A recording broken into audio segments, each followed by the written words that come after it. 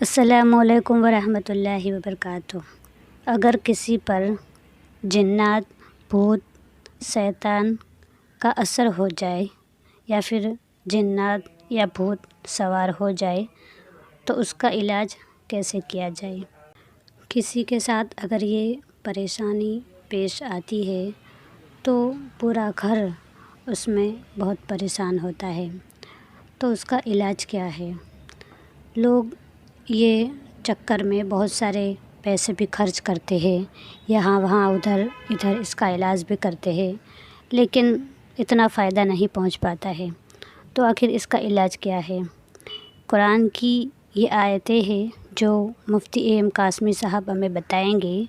یہ 4 آیتیں ہیں، یہ 4 آیتیں اگر پڑھ کر دم کیا جائے تو جنات یا شیطان جو اس انسان پر سوار ہے وہ جل کر راکھ ہو جائے گا۔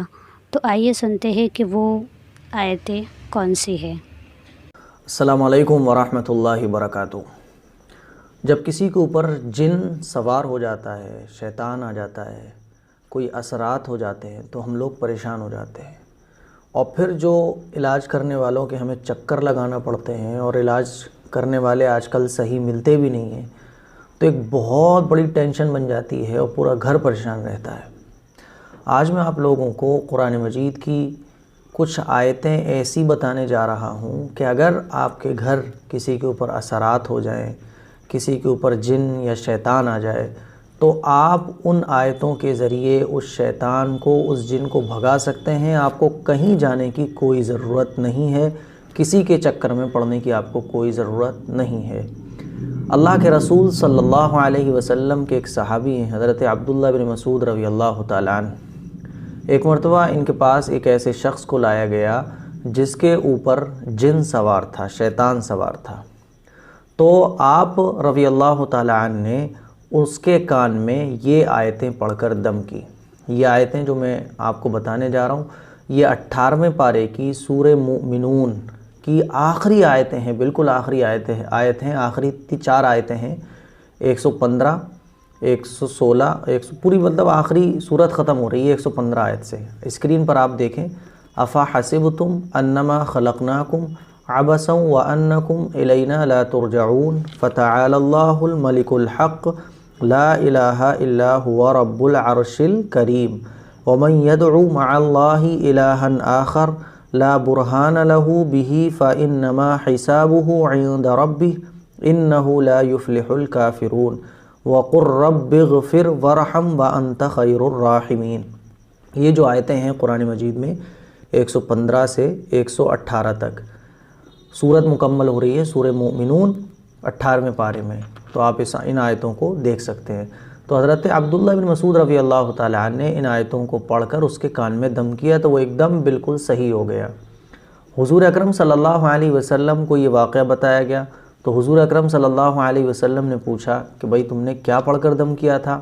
تو حضرت عبداللہ بن مسعود رضی اللہ تعالیٰ عنہ نے ان آیات کے بارے میں بتایا کہ یا رسول اللہ میں نے یہ آیتیں پڑھ کر اس کے کان میں دم کی تھیں۔ تو حضور اکرم صلی اللہ علیہ وسلم نے فرمایا کہ تم نے جب ان آیتوں کو پڑھ کر دم کیا تو تم نے ان آیتوں کے ذریعے اس شیطان جن کو جلا کر راہ کر دیا، وہ تو جل گیا، ختم ہو گیا۔